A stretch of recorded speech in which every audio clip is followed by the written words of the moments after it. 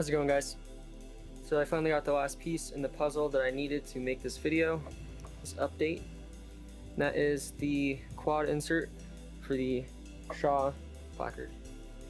So now I'm able to run 7 mags up front with only around 3 inches of overhang.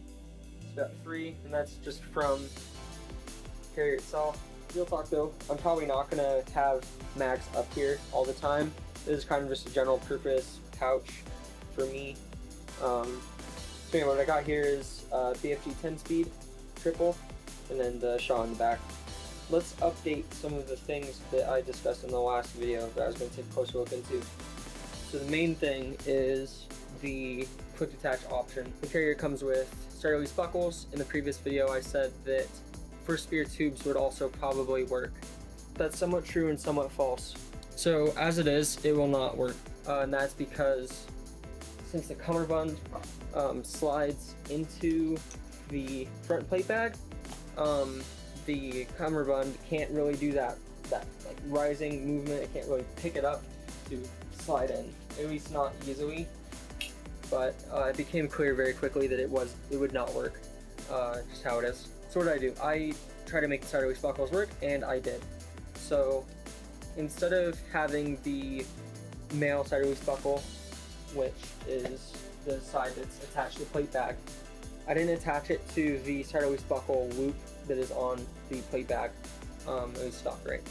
I attached it to a loop on the Shaw placard, which, since the Shaw placard is designed to be able to run with a harness, which means, you know, as its own thing, that loop is there, and I was able to use it to get it all together, right?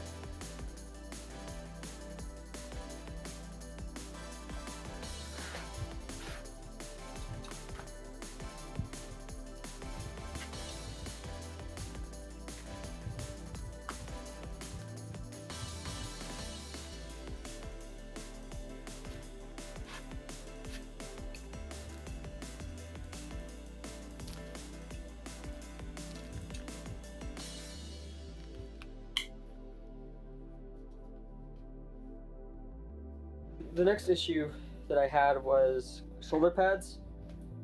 So yeah, I'm giving up on these guys. Like, I'm not a very big person. My shoulders aren't really that wide.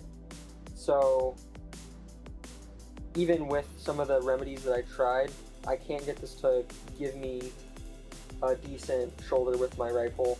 Okay, and then there's a couple reasons for that. Obviously, there's the reason I discussed in the video, which was just there being too much material.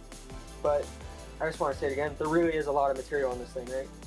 Another thing I tried to get them to work is, since these are Velcro on the inside and there's female Velcro on this, that's how they attach, I tried to scoop them kind of more inwards so that the pad would be more closer to your neck, almost in a choking fashion. The shoulder attachment loops would, when I go to shoulder, they would scrunch up, and then this would get pushed to the side into the stock of the gun. So that became frustrating quickly. So when you get the carrier, the shoulders are on the minimum smallest size. Like I said, I have a smaller frame. So I was happy with how I fit, but I think I wanted it a little bit higher. Now I have it perfect, but I had to do a little bit of sussery to get it to work. This shoulder strap, right, this one, that sticks into the back of the plate bag, but it only goes to this stitch, so that's like, what, 3 inches deep? That's kind of an issue, because that means you can only stick it in about this much. I mean, I don't know why they chose to do this, but I find it kind of prohibitive.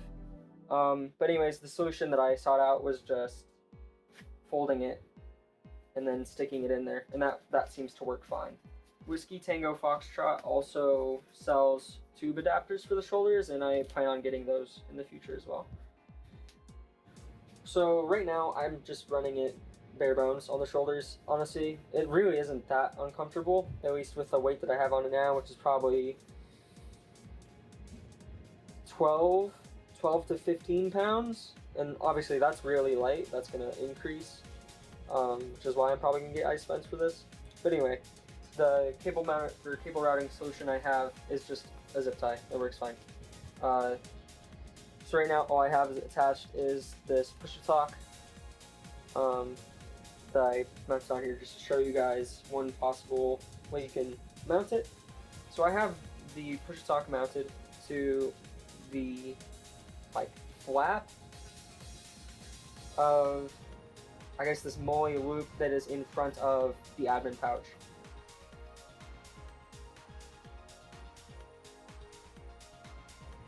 This is only connected, this front thing is only connected to the admin pouch by Velcro. You can stick even with the Velcro attached, you can stick a finger through the top and you can stick a finger through the bottom. So I've opted to mount on top because if it's any lower, if I have it down here, then it's going to get in the way of me drawing mags, which obviously we don't want that. So this is a good height for me. So here's how I have this routed. So this cord is going up underneath the entire admin pouch because you can get underneath the admin pouch itself. That cord is going up underneath the admin pouch, and then you can run it up out the shoulder, and that goes back. I have my my hair tie here to keep it from drooping down or going off into my neck. Then I have it running down. You can run it through the shoulder again, or through the back of this moly again, and then down, and then I have it running through my, where the stretch is on the cummerbund, and then I have that connected to my Baofeng F8 HP, which is attached to my Pantac mini mount, just the salt pack thing. Cable routing is the bread and butter of this carrier, and I expected nothing less. I'm very happy with how it is routed. It's very out of the way.